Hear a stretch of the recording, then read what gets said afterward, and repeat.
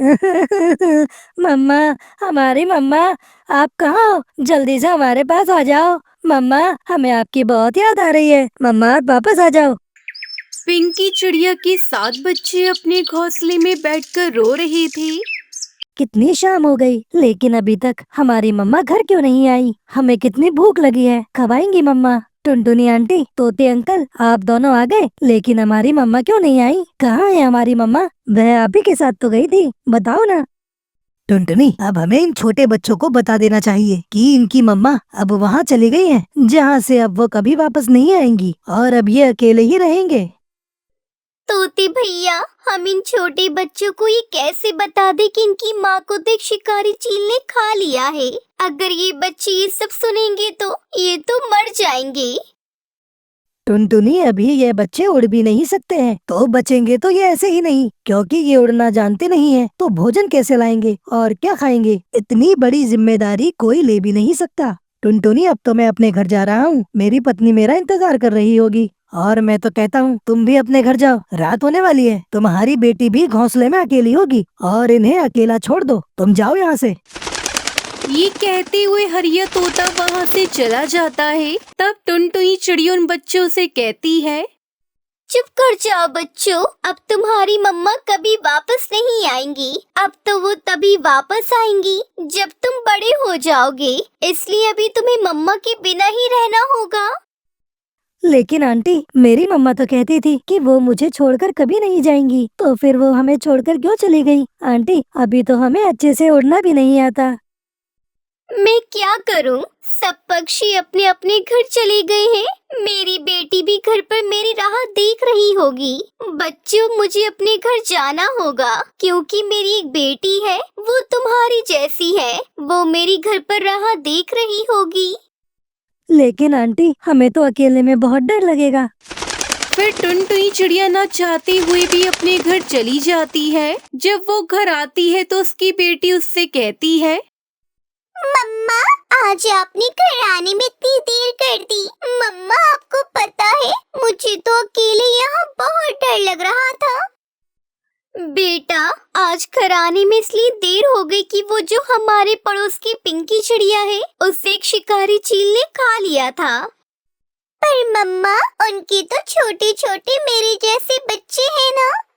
हाँ बेटा, मैं उन्हीं के पास से आई हूँ, उन्हें चुप करा रही थी। वो सब बहुत रो रही थी और बहुत डर भी रही थी अकेले रहने से। तो मम्मा, आप उन सबको अपने साथ ले आती। मेरी बेटी, हमारा घोंसला तो बहुत छोटा है और टूटा फूटा सा भी है, बस इसलिए नहीं लाई उन सबको। मम्मा, पिंकी आंटी का घोंसला तो बना बनाया है। चलो मम्मा, हम दोनों वहाँ चलते हैं, तो मम्मा उन बच्चों को डर नहीं लगेगा। मम्मा, मैं थोड़ी थोड़ी उड़ लूंगी, चलो ना मम्मा। मेरी जान, मेरी गुड़िया, तू कितनी समझदार है, ये बात मेरे दिमाग में तो आई ही नहीं। चलो फिर हम दोनों वहीं चलते हैं।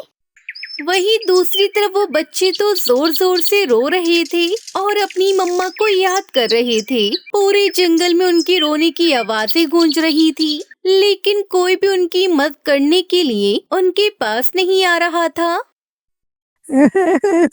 मम्मा, हमारी मम्मा, आप कहाँ हो? जल्दी से हमारे पास आ जाओ। मम्मा, हमें आपकी बहुत याद आ रही है। मम्मा, आप वापस आ जाओ। वो 7 बच्चे ऐसे बैठकर रो रहे थे कि तभी टुनटुनी चिड़िया अपनी बेटी के साथ वहाँ आ जाती है। तब कुकू चिड़ा उससे कहता है, टुनटुनी आंटी, आप आ गई। टुनटुनी आंटी, प्लीज आप हमें छोड़कर मत जाना, हमें बहुत डर लग रहा था। प्लीज आप हमें छोड़कर मत जाना। कुकू बेटा, तुम चिंता न करो, मैं तुम्हें छोड़कर अब कहीं नहीं जाऊंगी और मैं तुम्हारे पास यहीं रहूंगी। तुम सबको कभी अकेला नहीं छोड़ूंगी। ये तुम्हारी बड़ी बहन है, ये भी अब यहीं रहेगी। फिर रात गहरी हो जाती है और टुनटुनी उन बच्चों के साथ वहीं सो जाती है। अगली सुबह बंटी कबूतर टुनटुनी चिड़िया के पास आता है।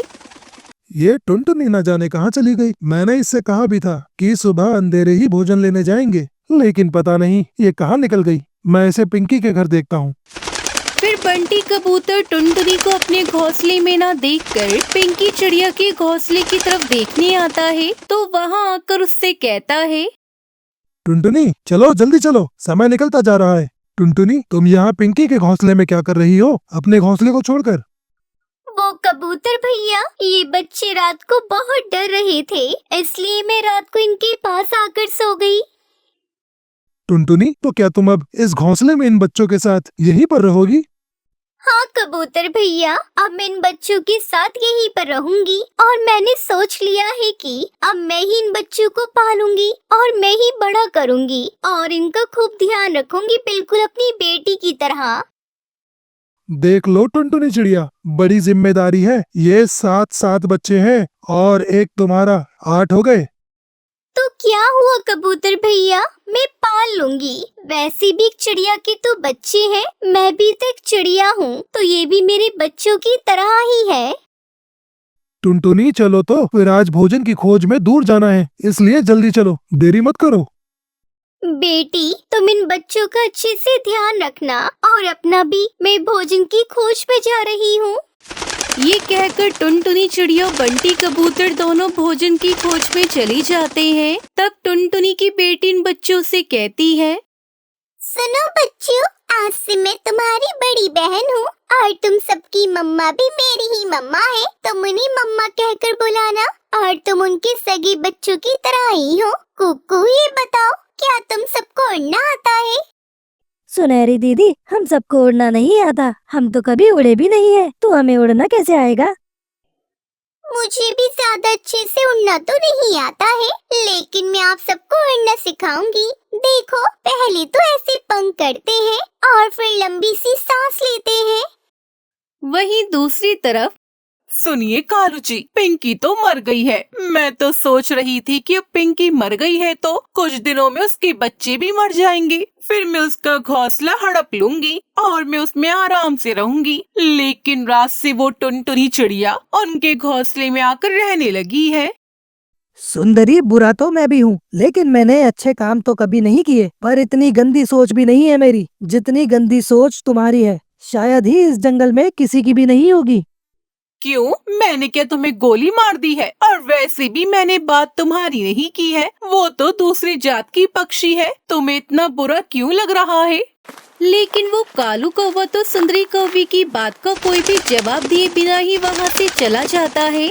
इस काले कौवे को तो बड़ी चिंता है इस पूरे जंगल की। खुद अपना घोंसला तो बना नहीं सकता, मुझे भाषण दे रहा है। जब भीगेगा ना बारिश के मौसम में, तब इसे पता चलेगा। ठीक है, फिर भी मैं नहीं बनाती हूँ, मैं भी जंगल घूम लेती हूँ। देखो कुकू, पहले लंबी सांस लेना, फिर ऐसे छलांग लगाना। ये कहकर जैसे ही सुनहरी छलांग लगाती है, वो तो नीचे गिर जाती है। ये देखकर वो सारे बच्चे बहुत हंसते हैं। इस तरह पिंकी चिड़िया के सातों बच्चे टुनटुनी चिड़िया के साथ खुशी खुशी रहते हैं।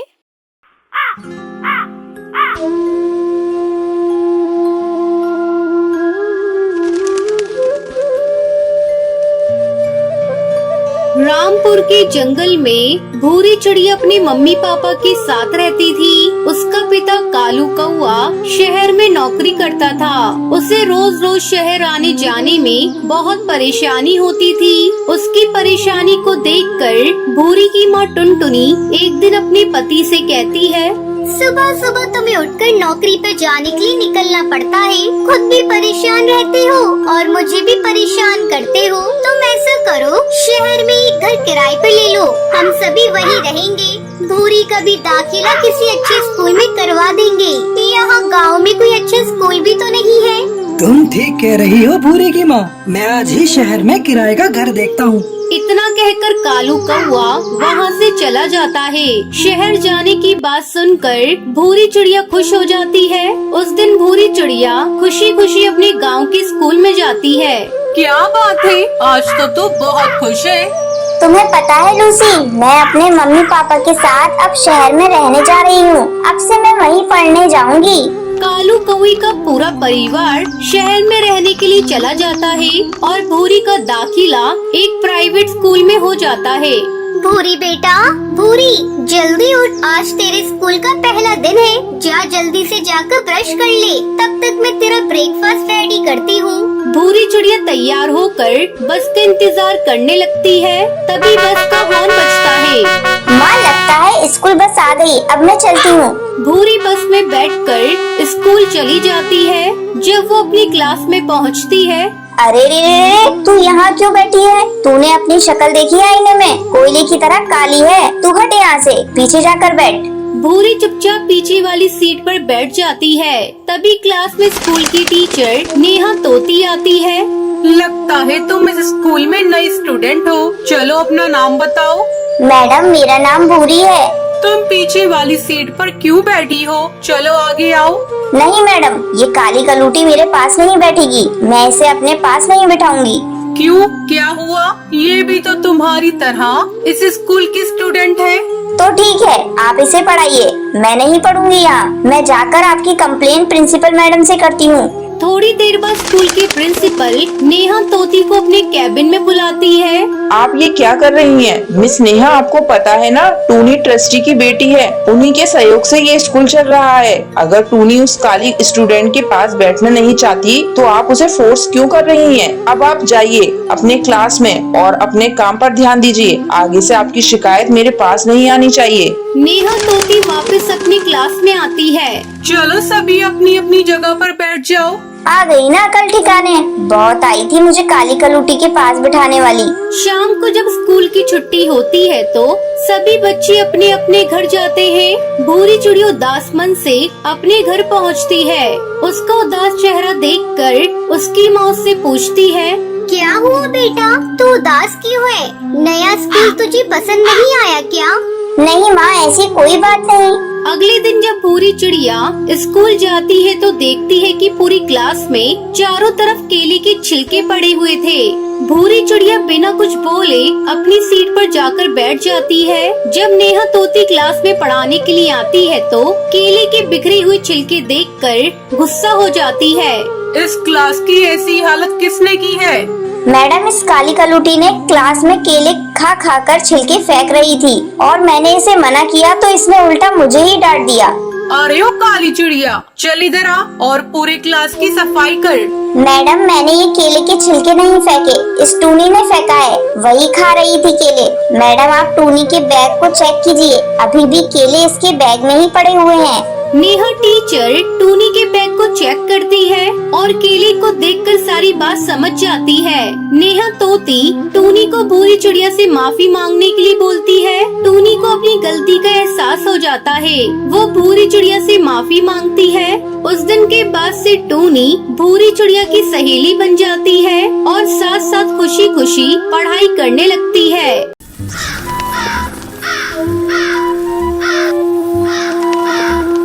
कानपुर गांव में टुनटुनी और पिंकी नाम की दो बहनें रहती थी। टुनटुनी चिड़िया बहुत अच्छी स्वभाव की थी, वहीं पिंकी चिड़िया दिखने में बहुत सुंदर थी।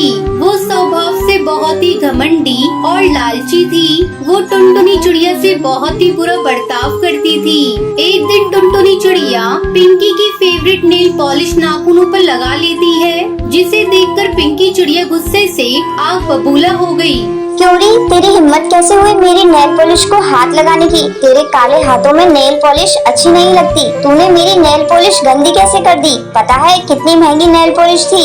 पिंकी, तुम तो मेरी सगी बहन हो, फिर तुम मेरे साथ ऐसा बर्ताव क्यों करती हो? तेरे जैसी गंवार मेरी बहन नहीं हो सकती। कहाँ मैं इतनी सुंदर पढ़ी लिखी और कहाँ तू गंवार 5th पास। चल अब जल्दी से मेरे घोंसले से बाहर निकल। खबरदार, आगे से मेरे किसी भी नेल पॉलिश को हाथ लगाया तो। अपनी बहन पिंकी की बात सुन टुनटुनी चिड़िया बहुत दुखी होकर अपने घोंसले में चली गई।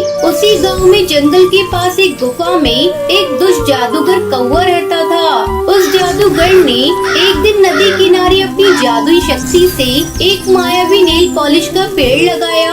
आखिरकार मायावी नेल पॉलिश का पेड़ यहाँ लग ही गया। हा हा हा। अब जो भी चिड़िया इस पेड़ से नेल पॉलिश लेकर अपने नाखूनों पर लगाएगी तो वो मेरे कब्जे में आ जाएगी। ऐसे ही एक एक करके गांव की सभी चिड़ियों को अपनी मुट्ठी में कर लूंगा। उसके बाद मैं सबकी बलि चढ़ा दूंगा। फिर मैं दुनिया का सबसे शक्तिशाली जादूगर बन जाऊंगा।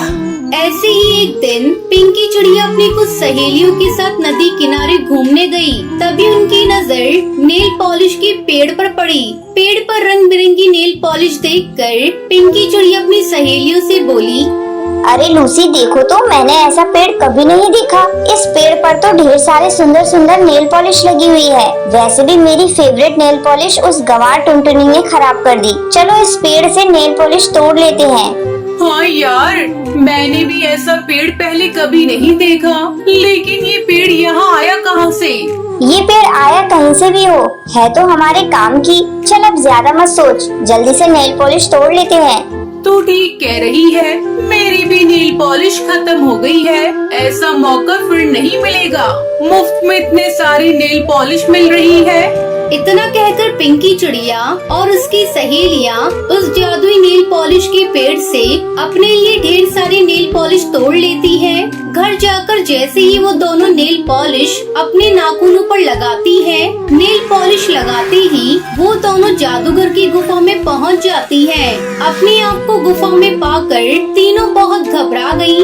अरे ये हम कहाँ आ गए? तभी वहाँ जादूगर कौवा आया और हंसते हुए बोला, हा हा हा, अरे वाह सुंदर चिड़ियों, तुम्हारा स्वागत है।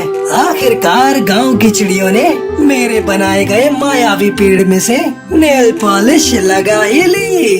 ऐसा कहकर जादूगर जोर जोर से हंसने लगा। प्लीज हमें छोड़ दो, हमसे गलती हो गई, हमें मत मारो। अरे चुप, तुम्हारी जैसी सुंदर चिड़ियों की बलि देखकर मेरे कुल देवता बहुत खुश होंगे और मुझे बहुत जल्द शक्तिशाली बना देंगे। मैंने जादुई नेल पॉलिश का पेड़ इसलिए तो लगाया था ताकि गांव की चिड़िया मेरे बनाए हुए जाल में फंस जाए। अब तुम दोनों मेरे कब्जे में हो, अब तुम्हें मेरे चंगुल से कोई नहीं बचा सकता। हा हा हा। दूसरी ओर काफी समय बीत जाने के बाद पिंकी चिड़िया को घर में न पाकर टुनटुनी चिंता में पड़ गई। टुनटुनी चिड़िया पिंकी को ढूंढने उनकी सहेलियों के घर गई, लेकिन वहां जाकर उसे पता चला पिंकी की सहेलियां भी घर पर नहीं है। फिर टुनटुनी परेशान होकर अपनी बहन पिंकी को ढूंढते ढूंढते नदी किनारे पहुंची। तभी उसकी नजर उस नेल पॉलिश के पेड़ पर पड़ी। उस पेड़ को देखकर टुनटुनी चौंक गई और सोचने लगी, अरे ये कैसा पेड़ है? इस पर तो रंग बिरंगी नेल पॉलिश लगी हुई है। मैंने आज तक कभी किसी पेड़ पर नेल पॉलिश लगी हुई नहीं देखी। कल जब मैं यहाँ आई थी तब ये पेड़ यहाँ पर नहीं था।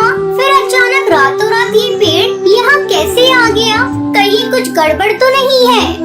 वो सोच ही रही थी कि तभी वहाँ एक सुंदर सी चिड़िया आई और उस पेड़ में से नेल पॉलिश निकालकर अपने नाखूनों पर लगाने लगी और देखते ही देखते वो अचानक गायब हो गई। ये नजारा देख टुनटुनी हक्का बक्का रह गई।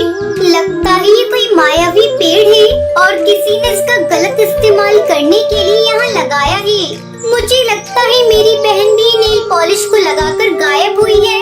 मुझे अपनी बहन तक पहुँचने के लिए ये नेल पॉलिश लगानी होगी।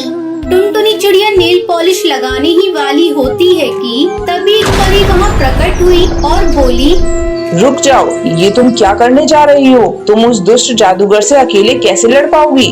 मुझे अपनी बहन को किसी भी कीमत में बचाना है, चाहे मेरी जान ही क्यों न चली जाए। साथ ही मुझे गांव की बाकी चिड़ियाओं की भी जान बचानी है। टुनटुनी, तुम बहुत ही अच्छी चिड़िया हो। तुम्हारी बहन ने तुम्हारे साथ हमेशा बुरा बर्ताव किया, लेकिन तुम अपनी बहन से बहुत प्यार करती हो, इसलिए अपनी जान की परवाह किए बिना अपनी जान खतरे में डाल रही हो। तुम्हें पता नहीं वो जादूगर कितना शक्तिशाली है। वो गांव की सुंदर सुंदर चिड़िया की बलि देकर बहुत ही शक्तिशाली बनना चाहता है, इसलिए मैं तुम्हें एक जादुई भस्म दे रही हूँ। वहाँ जाते ही उस जादूगर के ऊपर चुपके से छिड़क देना। टुनटुनी चिड़िया परी का धन्यवाद कर जादुई भस्म छुपा कर रख लेती है। फिर टुनटुनी ने जादुई पेड़ से नेल पॉलिश तोड़कर अपने नाखूनों पर लगा ली और पलक झपकते ही वो भी इस जादूगर की गुफा में पहुंच गई और जादूगर को पुकारने लगी, दुष्ट जादूगर मेरे सामने आ। मैं जानती हूँ तूने मेरी बहन और बाकी गांव की चिड़ियाओं को यहाँ कैद करके रखा है। तेरी भलाई इसी में है, उन सबको छोड़ दे, वरना तेरे लिए अच्छा नहीं होगा। तभी अचानक जादूगर हुए वहाँ आ पहुँचा। तू मेरा कुछ नहीं बिगाड़ सकती। तू तो एक मामूली चिड़िया है और मेरे पास जादुई शक्तियाँ हैं और मैं बहुत जल्द सभी चिड़ियों की बलि देकर शक्तिशाली बन जाऊंगा। जादूगर, मैं तुझे ऐसा करने नहीं दूंगी। टुनटुनी चिड़िया की बात सुनकर जादूगर जोर जोर से हंसने लगा। तभी मौका पाकर टुनटुनी ने जादू कसम निकालकर जादूगर के ऊपर छिड़क दिया। जादूगर के शरीर पर कसम पड़ते ही जादूगर कौवे का शरीर जलने लगा।